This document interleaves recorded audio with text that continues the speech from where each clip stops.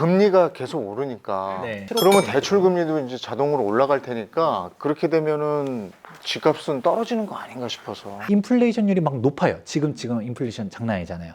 그러면 이게 부동산 가격에는 호재일까요, 악재일까요? 호재죠. 그렇죠. 화폐 가치가 떨어지니까. 네. 그렇게 가는 것처럼 아, 부동산에는 오히려 이게 호재로 작용되는구나.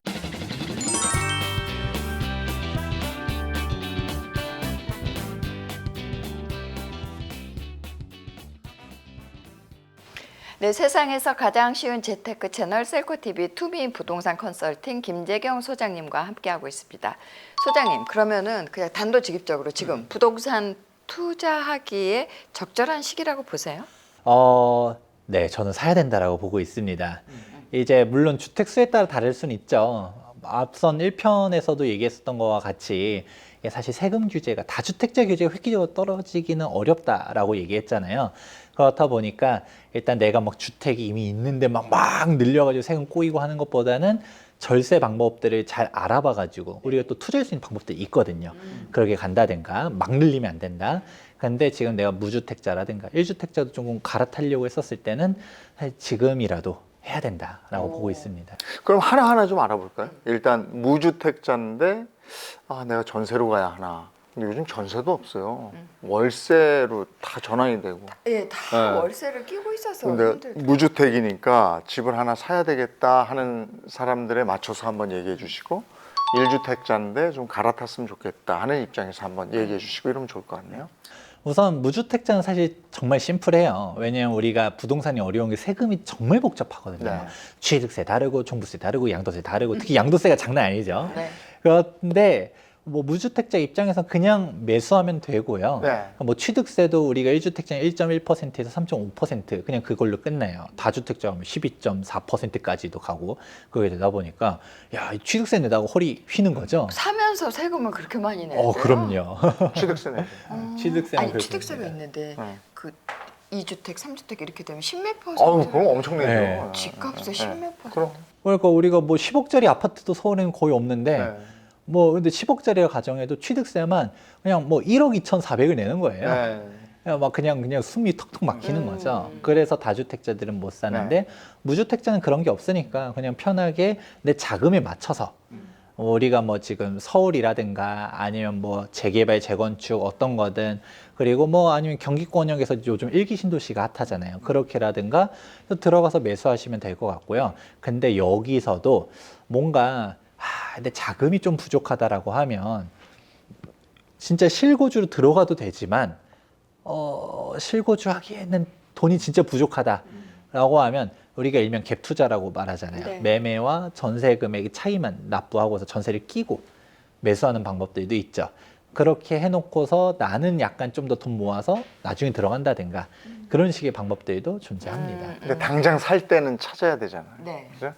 돈에 좀 맞춰야 될 필요는 있는 건데 무주택자라면 망설이지 말고 네. 사는 걸 권한다. 네, 더군다나 지금 우리가 일부에서도 타이밍적으로 얘기했었을 때 서초, 강남, 용산은 신고가를 갱신하고 있지만 뭐 당장 뭐 성동구, 마포구만 해도 뭐 그냥 횡보하고 있고 오히려 또 경기권 같은 경우는 급매물도 있다는 얘기 했잖아요. 네. 오히려 전고가 전 대비해서 좀 떨어진 매물도 있는데 이게 어떻게 따지면 기회일 수도 있는 거죠.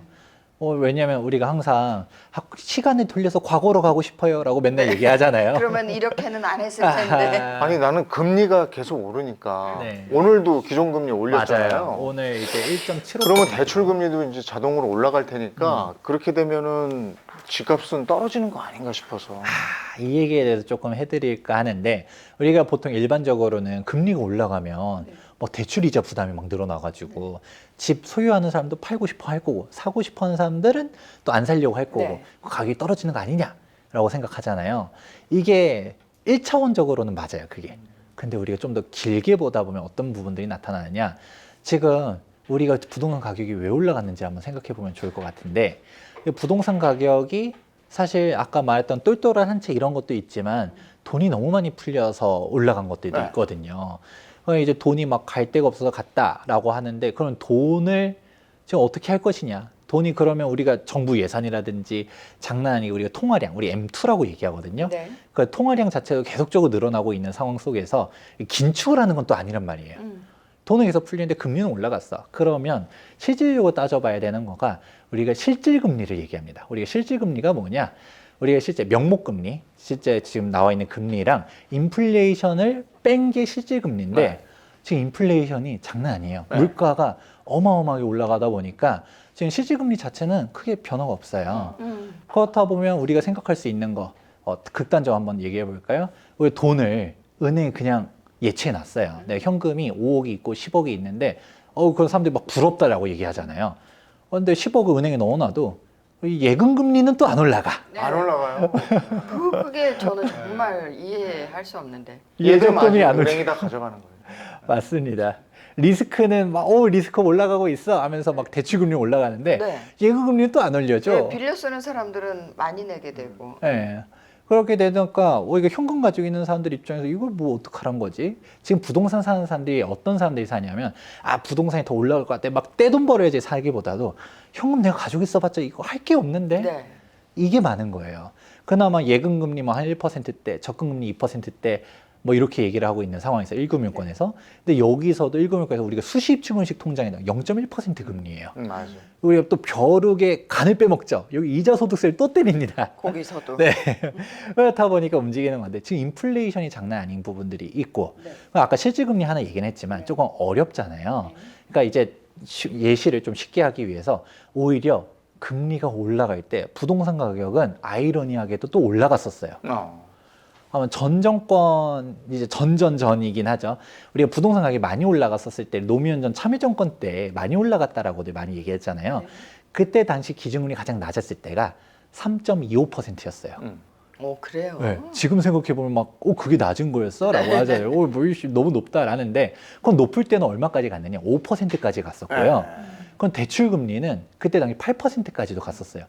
이거 지금 생각하면 거의 사채금리죠. 네. 그래도 그때 당시 부동산을 이제 대출을 받아가지고 샀었던 거는 즉 더 올라간다는 확신이 있을 때는 가는 건 거고 그리고 우리가 아까 1차원적으로는 금리가 올라가면 부동산 안 살 것 같은데 라고 얘기했는데 약간 조금 위화한 예시들이 한 두 가지 들어드렸어요. 실제로 팩트를 보다 보면 노무현 참여정권 때 금리가 막 쫙 올라갔었을 때 부동산 가격도 올라갔었어요. 왜 그랬느냐? 우리가 근본적으로 금리를 어떨 때 올리느냐라고 생각하면 좋을 것 같아요. 우리가 일명 테일러 준칙이라고 얘기를 해요. 우리 경제학, 거시경제 배울 때 이제 나오는 용어인데 그러면 이 테일러라는 경제학자가 봤었더니 금리를 어떨 때 올리느냐 보니까 우리가 경기가 호황이라든가 아니면 인플레이션이 너무 높다든가 그럴 때 올린다라는 거죠. 그러니까 전후 관계가 있다라는 거예요. 우리가 금리가 올린다라고 하면 이건 너무 악재다라고만 생각하는데 애초에 금리를 올리게 만든 그 시장 상황이 인플레이션율이 막 높아요. 지금 인플레이션 장난 아니잖아요. 그러면 이게 부동산 가격에는 호재일까요, 악재일까요? 호재죠. 그렇죠. 화폐 가치가 떨어지니까. 네. 그러니까 실물 자산으로 넘어가는 거잖아요. 그렇게 가는 것처럼 부동산에는 오히려 이게 호재로 작용되는구나 결과론적으로. 그래서 통계를 막상 찾아보다 보면 금리 인상 시기 때 부동산 가격이 올라가는 그런 부분들을 또 알 수가 있습니다. 자, 무주택자는 무리하지 않는 범위 내에서 집이 필요하다면 지금 살 필요가 있다. 1주택자의 경우에 어떻게 하느냐? 이제 1주택자가 사실 조금 정말 고민스러워요. 무주택자는 내 자금에 따라서 매수하면 되는데 1주택자 입장에서는 뭔가 1주택이라고 하면 사람들이 막 너무 부러워하긴 하는데 본인은 또 상대적인 박탈감이 크거든요. 네. 야, 너 집값이 뭐 5억 뛰었다며, 뭐 3억 뛰었다며 라고 얘기하면서 뭐 부럽다라고 하는데 무주택인 것보다는 낫지만 1주택자 입장에서도 아까 뭐 3억, 5억 이게 뭐 올라간 건가요? 실제로 서울 같은 경우는 막 많이 올라갔는데 막 10억. 그러니까. 뭐 그냥 훅훅 올라가다 보니까 이제 내 집이 5억 올라갔다 하더라도 내가 이 집 팔고서 상급지를 못 가는 거예요. 네, 그게 문제예요. 그렇다 보니까 오히려 막 남의 집들 막 올라가 남의 떡이 더 커 보이잖아요. 그렇지. 그때 그거 딴 걸 샀었어야 됐어. 우리 남편이 그걸 막 살려는 걸 막았었어. 부부싸움하고 같아요. 진짜로 그래요. 이제 그렇게 되는 건데 그러면 지금이라도 갈아타야 되는가라고 하는데 진짜 암담한 얘기긴 하지만 지금 강남, 서초 강남이 그렇게 많이 올라갔는데 지금도 서초 강남은 더 올라가고 있다는 얘기 했잖아요. 되게 아이러니한 거예요. 네.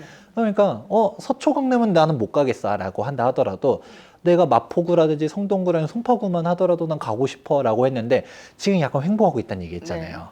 그러면 지금이라도 기회인가? 왜냐면 서초 강남이 안 그래도 비싸니 더 비싸지고 있다는 거는 그 다음 차례는 마포, 성동, 송파라는 거죠.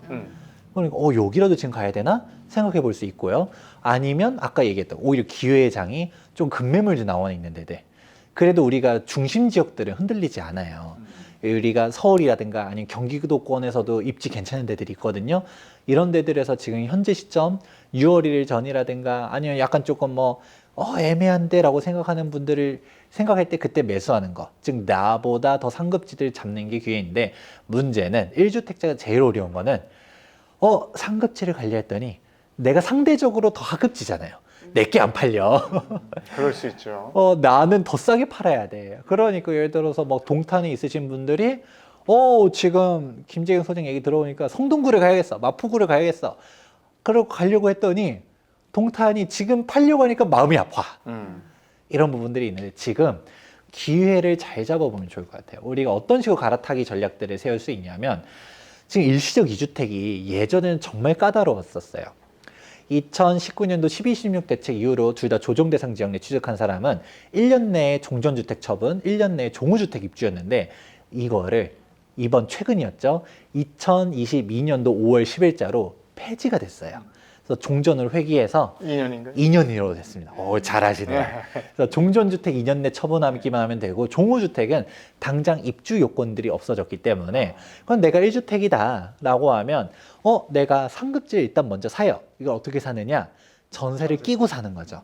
당장 실입주를 하려고 하면 돈이 많이 필요하잖아요. 나도 이 집을 팔고 어떻게 가야 되고 그런 게 있는데 전세를 끼고 매수를 해놓고 그러고서 지금 팔려고 하면 너무 싸게 팔려고 하면 아쉽잖아요. 이게 제가 동탄만 해도 아까 1, 2억 예를 너무 많이 들어보니까 동탄 주민들이 싫어할까 봐 얘기를 하는 거가 동탄도 올라갑니다. 그러니까 지금 이게 시점적인 부분들이 있다 보니까 오히려 지금 팔기보다는 시세가 다시 회복하고서 파는 게 더 낫겠죠.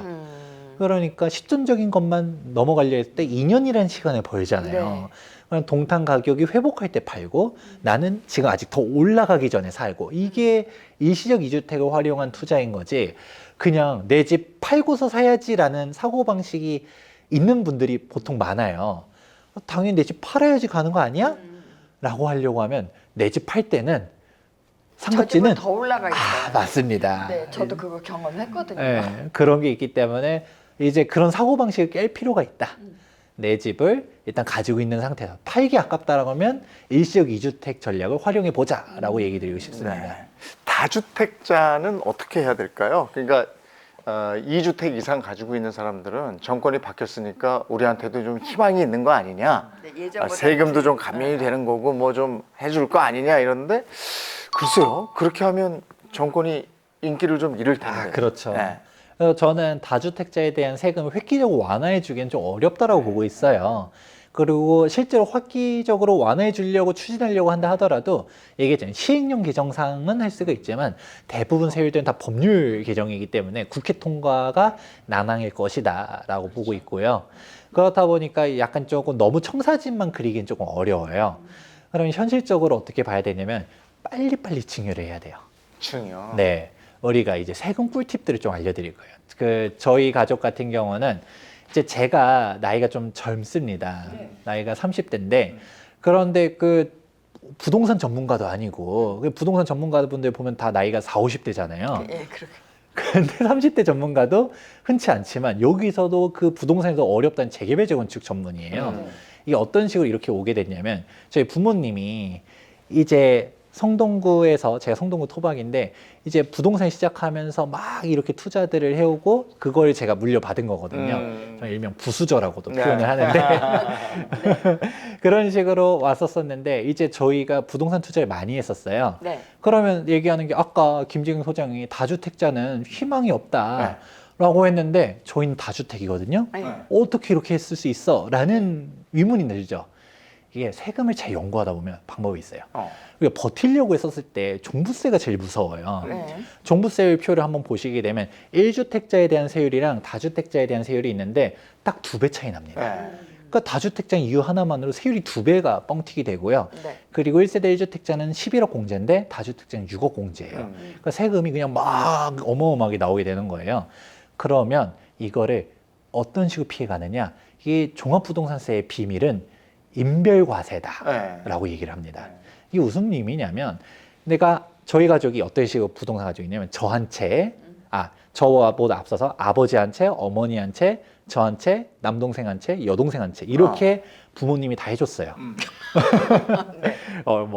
이제 누구에 따라서 이제 욕을 할 수도 있겠지만 이제 그렇게 부모님이 감사하게도 그렇게 도와주셨는데 그렇게 하다 보니까 종부세를 다 피해가는 거죠.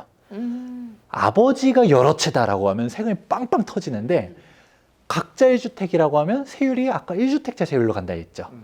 세금 부담이 없고요. 그리고 여기서도 또 피해갈 수 있는 게 근데 부부는 이혼하지 않는 이상 안 된다라던데 라는 얘기를 들어보신 분들이 있을 네. 거예요. 이게 원래 처음에 노무현 전 참여정권 때 종합부동산세가 처음 태생했을 때는 그때는 합산을 했었는데 그게 헌법 불합치 판정을 받아서 인별과세로 쪼개져요. 네. 그래서 아빠 한 채, 엄마 한 채는 양도세 기준으로는 사실 진짜 이혼하지 않는 이상은 어떻게 안 돼요. 하지만 우리가 종합부동산세 기준으로는 그렇게 다주택자 세금이 터지지 않는다라는 점. 그런 거를 잘 알아두면 우리가 할 수 있는 게 자녀한테 사주자. 혹은 내가 다주택일 때는 자녀한테 증여를 해주면 즉 버틸려고 했었을 때 지금도 팔기 싫어하시는 분들 많아요. 한시적 중과 유예 1년 동안 해주잖아요. 그러면 전 다주택자분들 같은 경우 이때 팔아야 된다라고 봅니다. 세금적인 혜택을 줬었을 때. 왜냐하면 문재인 전 정권 때도 이 양도세 한시적 중과 유예를 딱 한 번 주고 안 줬거든요. 네. 왜냐하면 정책적인 그런 신뢰도도 존재하기 때문에 이번에 1년 줬는데 다음에 또 주겠지라고 생각하면 좀 어려울 수가 있어요. 이번에 좀 정리해야 되는 게 1번인데 팔기 정말 아까우면 증여를 해라. 라고 얘기를 해드리는 거고요. 그럼 팔기 싫어하는 분들이 종부세를 많이 낸다 하더라도 더 올라갈 것 같아. 아니면 너무 너무 좋은 지역만 가지고 있어. 반포에 한 채, 마포에 한 채 이렇게 들고 있다 보니까 마포를 팔기 싫잖아요. 그러면 애한테 줘야 될까? 이런 식으로 주는 거고 애한테 줬을 때 세금이 안 꼬인다. 우리가 버티려고 했었을 때 못 버티는 이유가 종부세 때문에 못 버티는 건데 종부세 몇 천만 원씩 내라. 심하면 1억도 내라. 하니까 못 버티는 거잖아요. 그런데 인별로 하게 되면 이런 거를 피해 나갈 수 있다는 거죠. 그렇기 때문에 이제 자녀한테 증여하는 거고 여기서 또 깨알 꿀팁 하나만 더 얘기해 드리자면 증여를 생각하시는 분들은 2022년도 안에 해야 돼요. 왜요? 그 이유가 있는 게 우리가 이제 증여세율을 한번 생각해 보면 좋을 것 같은데 증여세율은 그대로지만 증여 취득세율은 따로 계산합니다. 이 증여 취득세율이 다주택자 같은 경우는 우리가 시세가 3억이 넘어가는 주택, 고가주택, 3억 넘을 고가인지 뭔지 모르겠지만 3억 넘어가는 주택 같은 경우는 징벌적 과세를 때려요. 그래요? 증여 취득세가 12.4%. 내년부터? 이거는 이미 시행되고 있어요. 12.4%인데 근데 이게 세율만 12.4%라면 헉 하잖아요. 근데 불행 중 다행인 거는 이 과세 표준이 이제 공시 가격으로 갑니다. 공시. 아파트 같은 경우는 공동주택 가격이라고 네. 하죠. 그럼 공동주택 가격은 우리가 아무리 아파트 가격이 시세가 20억짜리 한다 하더라도 10억 얼마 하잖아요.